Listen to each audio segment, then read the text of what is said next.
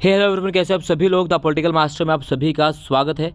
आज इस वीडियो में हम क्लास 12 के पॉलिटिकल साइंस का सेकंड टर्म एग्जाम को दोस्तों अभ्यास प्रश्न पत्र नंबर 2 करने वाले हैं। इससे पहले दोस्तों हमने अभ्यास प्रश्न पत्र नंबर 1 कर लिया, जिसको आपने अभी तक नहीं देखा तो लिंक जो है डिस्क्रिप्शन में है, वहाँ से जाकर दोस्तों आप देख सकते हैं। और इस वीडियो को एंड तक कंप्लीट देखिए, क्योंकि दोस्तों इस वीडियो देखने के बाद आपको बहुत सारे क्वेश्चन जो अभी तक आपने नहीं किए वो सारे आने वाले हैं। और ये वीडियो बहुत ही इंपॉर्टेंट है और अधिकतर इसी टाइप के जो क्वेश्चन दोस्तों आपको प्रश्न पत्र में देखने को मिल जाएंगे। तो प्लीज़ एंड तक देखिएगा।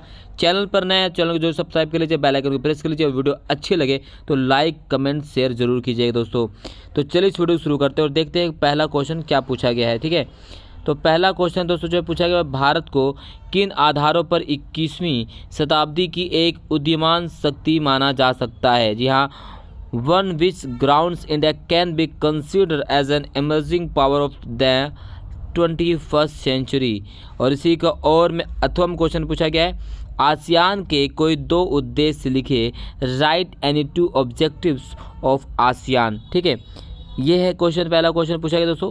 इसका उत्तर भी हम करने वाले हैं, बट अभी क्वेश्चन ले रहे हैं कौन कौन से कैसे कैसे पूछे गए हैं। यानी जो आपका पहला चैप्टर दोस्तों वो है नए जो संगठन वाले जो चैप्टर है, उसमें से आसियान या आप वहाँ से ब्रिक्स।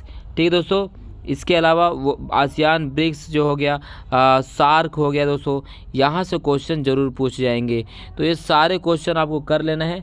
हमारे चैनल द पॉलिटिकल मास्टर दोस्तों हर एक चैप्टर की कंप्लीट वीडियो लेकर आने वाला है कल से। तो तैयार हो जाइए प्रैक्टिस करने के लिए, धुआंधार प्रैक्टिस करेंगे हम। और गारंटी से कह रहे हैं दोस्तों, अगर आप हमारे साथ 10 दिन जुड़ जाते हैं तो आप गारंटी से पॉलिटिकल साइंस में, हिस्ट्री में 40 में से 40 तो लेकर आएंगे ही आएंगे गारंटी से। ठीक है, नेक्स्ट क्वेश्चन पूछा गया है कि दक्षिण एशिया क्षेत्र की प्रमुख विशेषताएं लिखिए। मेंशंस, ठीक है, silent feature of the south Asian region. Bharat में किन मुद्दों पर विभिन्न दल अब आपसी सहमति दर्शाते हैं, किन्हीं 2 मुद्दों को लिखिए। गठबंधन सरकार से आप क्या समझते हैं। एकात्म मानववाद का दर्शन किन 3 सिद्धांतों पर आधारित है। भारतीय राजनीति में आपातकाल के बाद सत्ता में आई जनता पार्टी की शासन व्यवस्था पर अपने विचार व्यक्त कीजिए। ब्रिक और ब्रिक्स में अंतर लिखिए। लोकतांत्रिक समाजवाद के 2 सिद्धांत लिखिए। इसी प्रकार से बी जो पार्ट है सेक्शन बी, उसमें क्वेश्चन पूछा गया 4 नंबर का, वैश्वीकरण ने वैश्विक संस्कृति को किस प्रकार प्रभावित किया है। क्वेश्चन नंबर 10 पूछा गया है, भारत में एक दलीय व्यवस्था के स्वरूप और अन्य देशों से इसकी भिन्नता को स्पष्ट कीजिए। नेक्स्ट क्वेश्चन पूछा गया है, तो ये यहाँ से दोस्तों विश्व के दिए गए मानचित्र में ABCD से 4 देश दर्शाए गए हैं। दी गई जानकारी के आधार पर इन देशों की पहचान कीजिए और अपनी उत्तर पुस्तिका में निम्नलिखित तालिका के रूप में लिखिए।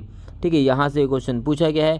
ठीक है दोस्तों, इसी तरह से क्वेश्चन नंबर जो है 12वां जो है, वैश्वीकरण ने विश्व को आर्थिक दृष्टिकोण से किस प्रकार प्रभावित किया, किन्हीं 3 प्रभावों का वर्णन कीजिए। वैश्वीकरण के युग में भारत किस प्रकार 5 ट्रिलियन अमेरिकी डॉलर की अर्थव्यवस्था के लक्ष्य को प्राप्त कर सकता है, अपने विचार व्यक्त कीजिए। ठीक है, इसी तरह से NDA 4 से आप क्या समझते हैं।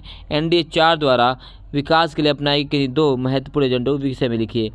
ठीक है, मंडल कमीशन की अध्यक्षता किसने की थी, इसकी स्थापना क्यों की गई थी, इसकी मुख्य सिफारिशों को लिखिए। तो इस तरह से जो है कुल 13 क्वेश्चन पूछे गए हैं। अब इन सभी क्वेश्चन को दोस्तों उत्तर भी यहाँ पर शामिल किया हुआ हमने, यहाँ पर ये भी देख सकते हैं आप यहाँ। तो पहला क्वेश्चन जो पूछा गया था, भारत को किन आधारों पर 21वीं शताब्दी की एक उदीयमान शक्ति माना जा सकता है।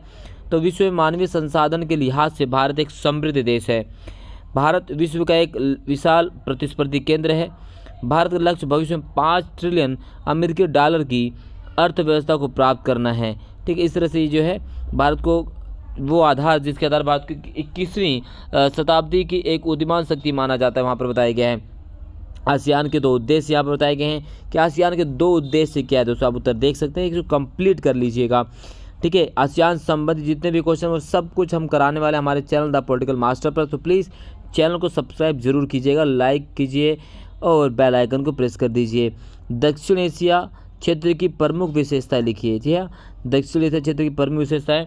दक्षिण एशिया से जो क्वेश्चन पूछा जा सकता है दोस्तों, उसमें अगर हम बात करें भारत पाकिस्तान संबंध, भारत श्रीलंका संबंध, श्रीलंका का जातीय समीकरण, ठीक है, और दक्षिण एशिया में लोकतंत्र की स्थापना के महत्वपूर्ण पक्ष क्या रहे हैं, अधिकांश देशों में कौन से शासन की स्थापना की गई है, ये सारे क्वेश्चन पूछे जाने वाले, राइट। इसी तरह से क्वेश्चन नंबर 3 का उत्तर यहाँ पर दे रखा है कि भारत में किन मुद्दों पर विभिन्न दल आपसी सहमति दर्शाते हैं, किन 2 मुद्दों को लिखिए, यहाँ पर दिया गया है, राइट। गठबंधन सरकार से आप क्या समझते हैं, यहाँ पर इसका उत्तर भी साथ में दे दिया गया दोस्तों। क्वेश्चन नंबर 5 का उत्तर भी है, एकात्म मानववाद का दर्शन किन 3 सिद्धांतों पर आधारित, यहाँ पर उत्तर इसका दिया गया है। तो इसका कंप्लीट उत्तर एकात्म मानववाद क्या है, लोकतांत्रिक समाजवाद क्या, राम मनोहर लोहिया, ठीक है दोस्तों, जयप्रकाश नारायण, यहाँ से क्वेश्चन जरूर पूछा जाएगा, सारा क्वेश्चन हम कराने वाले हैं।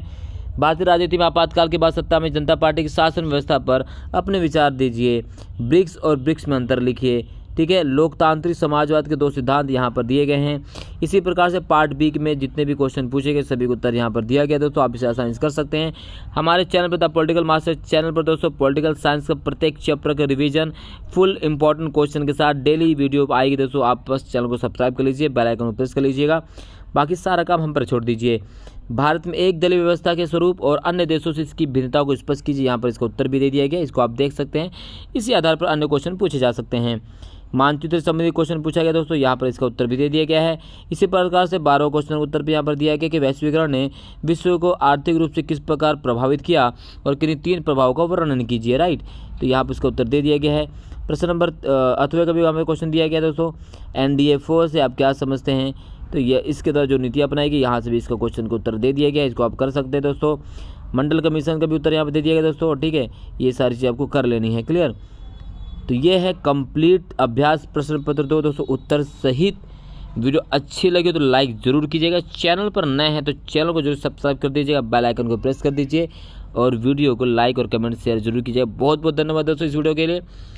नेक्स्ट मिलते हैं अगली वीडियो में, धन्यवाद, जय हिंद।